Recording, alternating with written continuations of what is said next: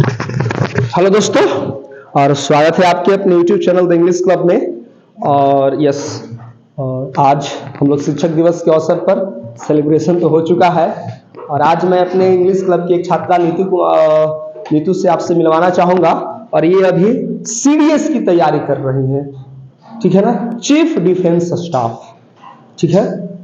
और हम ये आपको बताएंगे ये इंग्लिश क्लब कैसे इनकी प्रिपरेशन में, CDS की प्रिपरेशन में कैसे हेल्पफुल साबित हो रहा है। क्योंकि ऐसा मानना होता है कि बहुत सारे बच्चे जो इंग्लिश जो कॉम्पिटिटिव एग्जाम्स की तैयारी कर रहे हैं, और वहां पर यदि इंग्लिश पोर्शन है तो कहीं ना कहीं उनके लिए फियर सा होता है, डर सा होता है।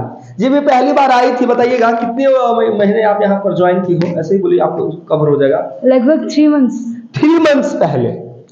और आप यहाँ पर आई, पहली बार आप आई थी, कितने हेजिटेट फील करती थी, कैसा होगा सर, तैयारी हो पाएगा अच्छे से, नहीं हो पाएगा? लेकिन आज आपको ऐसे लगता है, एकदम आपके अंदर एक कॉन्फिडेंस बिल्डअप हुआ है कि यस सर, लगता है कि अब हम आसानी से इस एग्जाम को क्रैक कर लेंगे। हम विश भी करते हैं आप फर्स्ट अटेम्प्ट में ही इस एग्जाम को क्रैक करें। क्या है अपनी एक्सपीरियंस, कैसे इंग्लिश क्लब ने आपको हेल्प पहुंचाया, कहां तक आप इसको सफल मानती हैं? चलिए अपने ऑडियंस को जरूर बताइएगा, आपका प्रिपरेशन कैसा रहा, योर फीडबैक। फर्स्ट टाइम मैं इस क्लास में 25 अप्रैल 2023 को आई थी। मेरा ग्रेजुएशन जस्ट कंप्लीट हुआ था एंड जस्ट एग्जाम का रिजल्ट वेटिंग में था। देन ऐसा था कि कंपटीशन में तो जाना है, क्योंकि तुमने ग्रेजुएशन किया है, बीटेक तो की नहीं है कि तुम्हारी कोई जॉब लगेगी, राइट। तो इस तरीके से लाइक एग्जाम्स वगैरह के बारे में लास्ट ईयर में ही आइडिया हो चुका था कि क्या एग्जाम्स होते हैं। देन मेरा होम टाउन है और मैं साल में लगभग विजिट करने के लिए आते हैं। इस बार ग्रेजुएशन कंप्लीट करके आए तो 3 से 4 मंथ रहना हो गया, तो मैंने सोचा कुछ अच्छा करते हैं, तो जीएस की कोचिंग के लिए आए थे। हमने बोला सर हमें इंग्लिश की ढंग की कोचिंग चाहिए, बिकॉज जीएस तो हो ही जाएगा, इंग्लिश में हेसिटेशन है। और आज के टाइम पे स्कूल्स की बात करो, कॉलेज की बात करो या यहाँ की बात करो, लाइक कोई भी पॉइंट हो, कोई भी टॉपिक्स हो, बोलने में कोई भी दिक्कत नहीं होती है, कोई भी हेसिटेशन नहीं होता है, कॉन्फिडेंस है। एग्जाम्स का तो पता नहीं, लेकिन लाइफ में जिस फील्ड में भी जाएंगे उसमें इतना पता है बहुत अच्छा करेंगे। क्योंकि हमारा जो एक्सप्रेस करने का वे है, बोलने का वे है, कहीं पर भी काफी जरूरी होता है। हमें नॉलेज बहुत कुछ है लेकिन उसे एक्सप्रेस ही नहीं कर पाए, फिर उस नॉलेज का भी कोई फायदा नहीं है। और इंग्लिश क्लब लाइक जब फर्स्ट टाइम आए थे सर, एक टॉपिक को लगभग 1 मंथ तक, जैसे प्रीपोजिशन है, 1.5 मंथ के आसपास चला था। और ऐसा लगता था यार प्रीपोजिशन, लाइक 4 ऑप्शन आते हैं प्रीपोजिशन में, ऐसा लगता है इन भी सही होगा, फॉर भी सही होगा, बट भी सही होगा, एंड भी सही होगा। लेकिन फिर जिस तरीके से हमारी क्लैरिफिकेशन होती है धीरे धीरे कि ना इसका स्पेसिफिक यूज है, उस तरीके से हमारा क्या होता है, सारे क्लैरिफिकेशन की वजह से चीजें सही होती है, हम चीजों को धीरे धीरे पकड़ते हैं। और सर का सबसे बेसिक चीज है कि सर किसी भी चीज को लेते हैं ना, जैसे चाय में बिस्किट डूब जाती है तो वो टूट जाता है, सर का भी ऐसे है। लाइक कोई भी टॉपिक उठाया ना तो उसको इतने अच्छे से पढ़ाते हैं कि उसमें आपको कोई डाउट नहीं होगा। नाउन टॉपिक चल रहा था जब मैं आई थी, राइट, और अभी प्रीपोजिशन के आगे हम लगभग पार्ट्स ऑफ स्पीच को हम खत्म करने वाले हैं। तो नॉन टॉपिक लगभग खत्म था, लेकिन सर ने जिस तरीके से पढ़ाया था, अभी भी कोई वर्ड आ जाए ना, सीनरी नहीं होता है, सीनरीज नहीं होता है, सीनरी होता है, तो इस तरीके से। और सीजन्स के साथ हमेशा आर लगेगा। तो छोटी छोटी जो चीजें हैं एग्जाम्स में आती है, लेकिन हमें अगर वोकैबुलरी नहीं पता होगा तो हम ऑटोमेटिक उसको गलत ही करेंगे। हमें लगेगा यार हमें तो इंग्लिश नहीं आती है, हमारा मतलब बेस खराब है, हम सीबीएसई बोर्ड वाले हैं। लाइक सब लोग बोलते हैं सीबीएसई बोर्ड वालों को तो इंग्लिश बहुत मजबूत होता है, बिल्कुल ऐसी बात नहीं है। हम तो सीबीएसई बोर्ड, राइट, और लगभग नर्सरी क्लास से सीबीएसई बोर्ड से पढ़ाई करी है, लेकिन मेरी इंग्लिश में कुछ खास नहीं है। हाँ ठीक ठाक है। जहां तक बात करूं इंग्लिश ग्रामर की, तो इंग्लिश क्लब में आने से पहले अगर 50 स्कोर हो रहा था तो अभी स्कोर 80 to 70 आराम से हो जा रहा है। तो मैं बहुत बहुत शुक्रिया करना चाहूंगी सर का, क्योंकि जो मेरी इंग्लिश इंप्रूव हुई है, जो कॉन्फिडेंस लेवल है, हमेशा स्टेज पे आके बोलने का, याद करते हैं लेकिन भूल जाते हैं, लेकिन अब भूल के ही सीखा है बहुत कुछ, तो इसके लिए बहुत बहुत शुक्रिया सर, थैंक यू। एक सवाल जरूर हम आपको करना चाहेंगे नितिन, जैसे आपने बताया कि एट द बिगनिंग या स्टार्टिंग में आपका स्कोरिंग 40 to 50 जा रहा था, लेकिन आप 80 भी कर रही हैं, 80 क्रॉस कर रही हैं। लेकिन ये बात अभी तक हमारे कई सारे ऐसे जो विद्यार्थी हैं, जो स्टूडेंट्स हैं, पेरेंट्स हैं, जो कॉम्पिटिटिव एग्जाम्स की तैयारी कर रहे हैं, उनके माइंड में जो इंग्लिश के प्रति जो फियर बना हुआ है, जो डर है ना, वो अभी तक कायम है। इसके लिए आप उनको क्या कहना चाहेंगे कि आप अपने इंग्लिश का जो फियर है, how can you remove your fear? उनके लिए आप क्या कहना चाहेंगे? क्या उनको ऐसा लगता है कि इंग्लिश क्लब एक उनका एक परफेक्ट सॉल्यूशन हो सकता है? बिल्कुल निष्पक्ष भाव से आप अपनी बातों को रखिएगा। जैसा कि इंग्लिश इंग्लिश जो वर्ड है ना, ये फियर बना क्यों है, इसके पीछे भी रीजन कौन है? अंग्रेज है। अगर आप हिस्ट्री पढ़ते हैं तो अंग्रेजों ने आपको इतनी इंग्लिश सिखाई जिससे आप उनकी बातों को समझ सकते हैं, लेकिन उनको उल्टा जवाब नहीं दे सकते हैं, राइट? तो इस तरीके से आपको उन्होंने गुमराह किया है, इंग्लिश सिखाया नहीं है, बस दिखावा किया है। और वही रीजन है, लाइक बिहार बोर्ड के बच्चे बहुत सारे, यहाँ पे इनकी मैथ्स बहुत तगड़ी होती है, रीजनिंग में बहुत अच्छे होते हैं, जीके जी से रट ही लेंगे, लेकिन रही बात इंग्लिश की, 90% जनसंख्या साइड हो जाती है, हमसे इंग्लिश नहीं होगा। और बिना इंग्लिश के तो जीडी या फिर बिहार का कांस्टेबल एग्जाम ही निकल सकता है, उसके अलावा भी कोई एग्जाम नहीं निकल सकता है। अगर आप ऐसे मतलब बिना इंग्लिश के कोई एग्जाम निकाल सकते हो तो बहुत रेयर चांस है, बहुत मतलब 0.99% कह सकते हैं, 0.11% कह सकते हैं। जो इंग्लिश है ना, इट्स नॉट अ टफ, लेकिन हम उसको लगता है, हमें लगता है कि बहुत ज्यादा टफ है, ये बहुत ही। इसके लिए हम क्या कर सकते हैं? सबसे पहले तो अपने दिमाग से निकालो कि हम इंग्लिश पढ़ रहे हैं, लाइक हिंदी या कोई भी लैंग्वेज पढ़ रहे हैं, लैंग्वेज पढ़ रहे हैं, दिक्कत हमें क्यों होती है?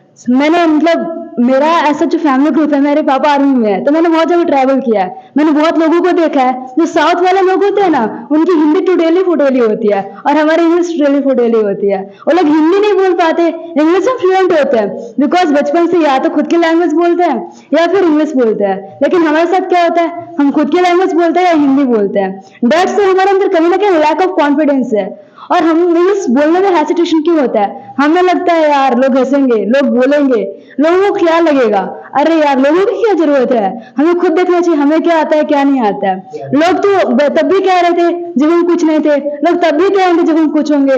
लाइक अभी तुम्हारा एग्जाम नहीं निकल रहा है, जितने भी बिहार है किसी भी स्टेट की बात करो, सारे रिश्तेदार बेटा बड़े हो गए, शादी की उम्र हो गई है और तुम्हारा जॉब नहीं लग रहा है, ये नहीं हो रहा है। यार कम से कम हमें तो देखो, हमारी एज 21 है, ग्रेजुएशन पास किया है, और जिस किसी का लग जाता है, कोई ना किसी का स्ट्रगल नहीं देखना चाहता है। आज के टाइम पे no one cares for struggles, सबको लगता है फर्स्ट अटेम्प्ट में यूपीएससी निकल गया, लेकिन कोई ये नहीं देख रहा है कि यूपीएससी के लिए लास्ट 5 साल से, अगर मैं बात करूं बिहार बोर्ड की, तो 8वीं क्लास के बच्चे तो स्कूल जाते नहीं है, 8वीं क्लास तक खिचड़ी मिल रही है इसलिए जा रहे हैं, 90% का ये हाल है।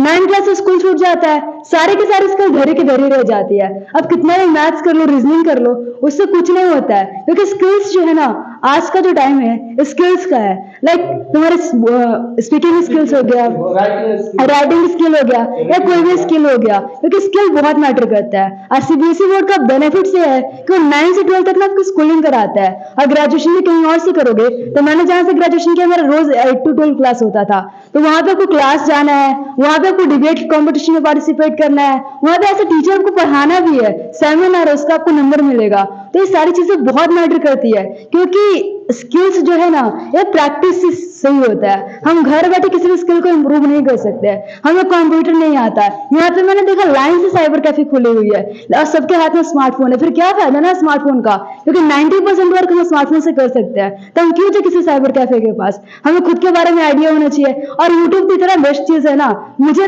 भी ईमेल बनाने नहीं आती थी। जब मेरे घर में पहला फोन आया ना, तो मैंने पहले यूट्यूब से देखा ईमेल बनाते कैसे है, मैंने ईमेल बनाया। वैसे एसएससी का फॉर्म हो चाहे यूपीएससी का फॉर्म हो, हर फॉर्म ट्राई किया जो पॉसिबल था, जो नहीं था डायरेक्ट लैपटॉप तक गए। ये नहीं कि डायरेक्ट उठ के साइबर कैफे चले जाए, या जातीय आवासीय हो गया, 30 रुपए दो, ओबीसी बनाना है 50 रुपए दो, क्यों दे जब हम फ्री में कर सकते हैं, खुद से कर सकते हैं। तो हमें ना स्किल्स के बारे में, खुद के बारे में जानना चाहिए। और इंग्लिश में हमारी स्किल है, उसके लिए हम जितना ज्यादा प्रैक्टिस करेंगे उतना अच्छा होगा। Thank you. तो ओवरऑल बस एक ही सवाल यस और नो में जवाब देना है। क्या लोगों को लगेगा आज के बाद यदि कोई ये इंग्लिश की तैयारी करना चाहे, तो आपके हिसाब से लगता है कि इंग्लिश क्लब में आने के बाद उनकी बाधा रहेगी या नहीं रहेगी? मेरे ख्याल से नहीं रहेगी। चलिए धन्यवाद। तो फ्रेंड्स, चलिए बहुत अच्छी बात है।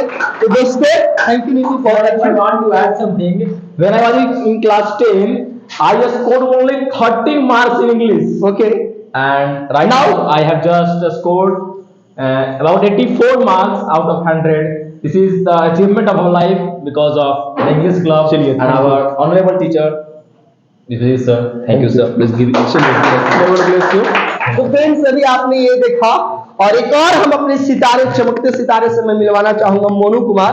और उस समय ये 18 में थे हमारे बिहार बोर्ड के, और इन्होंने मार्क्स 12 में 92 मार्क्स उनको मिले थे इंग्लिश में। ऑब्जेक्टिव था, ऑब्जेक्टिव एंड सब्जेक्टिव बोथ था, यानी उस दौर पर इंग्लिश में 90 मार्क्स क्रॉस करना अपने आप में बहुत मायने रखता था। जब हमारे पास 50 ऑब्जेक्टिव क्वेश्चंस थे, आज के तौर पर एक हमारे जीनियस सभी एब्सेंट है जिन्होंने 2023 के बिहार बोर्ड एग्जाम में इंग्लिश में 99 मार्क्स ला करके अब तक के सर्वोच्च स्कोर हासिल किए हैं। तो दोस्तों, आप जरूर, मैं आपसे यदि आप संभव हो रिक्वेस्ट करना चाहूंगा, इंग्लिश क्लब यदि पॉसिबल हो एक बार जरूर विजिट करें। मनु, आप बताइएगा अपना एक्सपीरियंस कैसा रहा? आप कब इस संस्था में ज्वाइन किए थे? आई थिंक 18 या 19 था, अप्रोक्स 19, 18 या 19 जो भी हो। उस दौर पे आप कहाँ थे, कैसे फील हुआ? और एक चीज और बता दूं, अभी ये हमारे जो आपके सामने दिखाई दे रहे हैं ये जो मोनू, इनको एयरफोर्स में आपका इनका सिलेक्शन हो चुका है। क्या कहाँ पे क्या process? Everything is clear, everything clear हो चुका है, मेडिकल हो गया, फिजिकल हो गया, एवरीथिंग। एग्जाम रिटन भी इनका क्लियर है, मेडिकल भी क्लियर है और रिटन भी क्लियर है। जरा जर्नी के बारे में थोड़ा सा बताइएगा। एक्चुअली सर, सबसे पहले आप सभी को शिक्षक दिवस की बहुत सारी शुभकामनाएं। धन्यवाद। Actually sir, it's all about my teacher. Actually जब मैं यहाँ पर आया था लगभग 2019 में, एक्चुअली मेरे दोस्त के साथ, मुझे पता नहीं था कि इंग्लिश यहाँ पर इस तरह पढ़ाई जाती है। एक्चुअली मेरा दोस्त मिथिलेश सर, आपको पता ही होगा। यस यस, मिथिलेश, उसके साथ मैं आया था। एक्चुअली शुरू में हमें कुछ नहीं पता था। एक्चुअली अप्रोक्स 65% मेरा 10th में था, 65% इंग्लिश का था। बट जब मैं यहाँ आया 11th में, तो एक्चुअली क्या कैसे होता है, क्या नहीं होता है, वोकैब क्या होता है, ग्रामर का स्ट्रक्चर कुछ पता था, वो तो सिंपल सबको लगभग पता रहता है। It is hot, it is common है। बट जब शुरू में आया था, वोकैबुलरी जैसे 12th क्लास की जो बुक होती है, 11th क्लास की बुक होती है, उसमें इस तरह का वर्ड है जो अभी एसएससी के एग्जाम में आता है। एसएससी के एग्जाम में वो सब वोकैबुलरी आती है जो लगभग न के बराबर हमको पता था, न के बराबर। It's all about my teacher sir, जो हमारे धीरे धीरे हमारे साथ आगे बढ़ते रहे। हम इनके साथ जो मेरे सर बोलते गए वो हम लोग करते गए, उसके आगे हम लोग यहाँ तक पहुँच चुके हैं। अभी रिसेंटली मेरा एयरफोर्स का एग्जाम हुआ, तो उसमें एक टर्म आता है जीडी, ग्रुप डिस्कशन, जिसमें रिटन होता है, रिटन के बाद फिजिकल होता है, फिजिकल के दिन ही ग्रुप डिस्कशन होता है। तो वहाँ पर मेरा था ASC 3 ASC अम्बाला का कानपुर में, वहाँ पर मेरा था ग्रुप डिस्कशन, और वहाँ मेरा क्लियर हो गया ग्रुप डिस्कशन, जिसमें सिर्फ ओनली इंग्लिश बोला जाता है।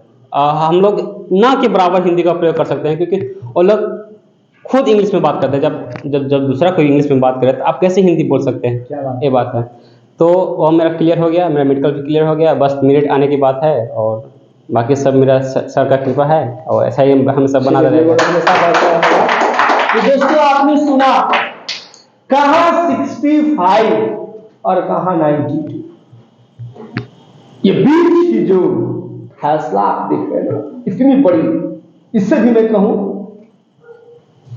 तो आप इस फैसले को, ये जो दरार दिखाई दे रही, बीच की खाई दिखाई दे रही है, ये खत्म हो सकता है।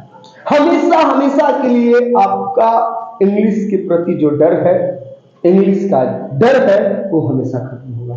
आप आइए, मिलिए, हमारे विद्यार्थियों से कांटेक्ट कीजिए, कैसे यहाँ पर सिस्टम चलती है। दोस्तों, होता क्या है कि हमारे कुछ लोगों ने इंग्लिश को इतनी बढ़ा चढ़ा कर किया। English is just language as well as subject. आप मैथ्स पढ़ते हो, फिजिक्स पढ़ते हो, केमिस्ट्री पढ़ते हो, just like English. This is not an alien, this is not a queen, this is not a strange. हम इस पर ध्यान नहीं देते हैं, न टीचर्स सीरियस होते हैं, न बच्चे तुमको पता छोड़ो इंग्लिश क्या करना है। तो कहीं ना कहीं हम आपसे जरूर कहेंगे, आप आइए, यदि आप इंग्लिश इंप्रूव करना चाहते हैं, एक बार जरूर हमारे संस्था इंग्लिश क्लब को ज्वाइन कीजिए, और आपका डर हमेशा के लिए खत्म हो जाएगा। तो थैंक यू मोनू, आपको यहाँ पर आने के लिए और अपनी जो फीडबैक आपने दिया इसके लिए बहुत बहुत धन्यवाद।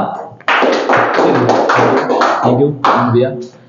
जैसा कि अंग्रेजी के बारे में बात हो रहा था, इंग्लिश के बारे में अगर हम बात करें कि जिस प्रकार से मुगल काल की समापन हुआ था, खत्म हुआ था, जैसे जैसे ब्रिटिशर्स इंडिया में एंटर किए थे, आपको जानकारी होनी चाहिए, लगभग हमारे देश का हर एक पढ़ा लिखा इंसान एटलीस्ट 4 या 5 भाषाओं का ज्ञाता होता था। आज हमारे देश में तो ऐसे बहुत बड़े पढ़े लिखे विद्वान होते हैं जिनको बस 2 भाषाओं पर ज्यादा अधिक कमांड होता है, हिंदी हो या अंग्रेजी हो। परंतु हमारे यहाँ अनेक अनेक विद्वान पैदा हुए हैं जिन्होंने उर्दू, फारसी, संस्कृत, इंग्लिश और हिंदी, इन सभी 5 भाषाओं पर पूर्ण पकड़ थी, मजबूती था और उन्हें समझ थी इस भाषा को। तो आप लोग बस एक छोटी सी भाषा इंग्लिश को जिसे कहा जाता है कि दुनिया की सबसे आसान भाषा है, ऐसा हमने सुना है, and we can also use it in our daily life, in our colloquial language. So मैं कहूंगा कि आप लोग भाषा पर सीखने पर ध्यान दें, क्योंकि आपके जीवन का एक नैसर्गिक गुण है कि आप एक भाषा को सीखें और अपने जीवन को एक नया नया आयाम दें। भाषा सीखने के बाद आपका बुद्धि बहुत ही तीक्ष्ण होता है। यह मेरी अपनी अनुभव है और मैं आपसे साझा किया। धन्यवाद। तो देखा दोस्तों, आपको अभिराम ने आपको बताया कि इंग्लिश को बहुत ज़्यादा डिफिकल्ट नहीं समझना है, आप सिर्फ पढ़िए एज ए लैंग्वेज। और हमारा ऐसा मानना है कि निश्चित तौर पर आपके अंदर इम्प्रूवमेंट होगी। आप कुछ ही दिनों के बाद, आप ज्वाइन करने के बाद आपको क्या होगा, कुछ इम्प्रूवमेंट नजर आएगा, अब अपने आप को बेटर फील कीजिएगा। तो चलिए, आज की वीडियो में इतना ही। अच्छा रहा। फिर से एक बार अंत में शिक्षक दिवस की ढेर सारी शुभकामनाएं देश के तमाम उन शिक्षकों को जो इस पवित्र पावन कार्य में पूरे तन मन धन से लगे हुए हैं। तो उन सारे शिक्षकों के प्रति मेरा सत सत नमन। जय शिक्षक दिवस। Wind up our session and यह था हम लोगों का आज का कार्यक्रम। सो आप सभी लोगों को शिक्षक दिवस की हार्दिक शुभकामनाएं, और मेरे प्यारे सभी साथियों को यह आग्रह करना चाहूंगा कि आप अपने जीवन के सर्वोच्च लक्ष्य को प्राप्त करें और उस सर्वोच्च ऊंचाई को प्राप्त करें, परंतु अपने जीवन में अपने गुरु की महत्ता को, उस उत्कृष्ट जो स्थान है अपने हृदय में, उसे बनाए रखें। तभी हमारा देश आगे बढ़ सकता है, क्योंकि जब तक आप अपने गुरु के प्रति वह सहृदय भाव, वह आदर और सत्कार नहीं रखिएगा, तब तक आपके देश, आपके समाज, आपके अंतः मन का विकास नहीं हो सकता। आप स्वयं सशंकित भाव से और आप जी पाएंगे। अगर आप गुरु के प्रति सादर अभिनंदन, अगर आप उत्कृष्ट भाव रखते हैं, तो आप अपने जीवन में प्रफुल्लित रहेगा, आनंदित रहेगा, और दुनिया की सारी बाधाओं को छेड़ने की, उसे लड़ने की, उसको हराने की क्षमता आपके अंदर रहेगी। तो चलिए, गुरु क्या होता है दोस्तों, अंत में बस एक पंक्ति के माध्यम से, एक बहुत फेमस है, गुरु ब्रह्मा, गुरु ब्रह्मा, गुरु विष्णु। गुरु अपने आप में ब्रह्मा है, गुरु अपने आप में विष्णु है, गुरुदेव महेश्वर, गुरुदेव है, गुरुओं के गुरु है। गुरु ब्रह्मा, गुरु विष्णु, गुरुदेव महेश्वर, गुरु साक्षात परम ब्रह्म, तस्मै श्री गुरुवे नमः।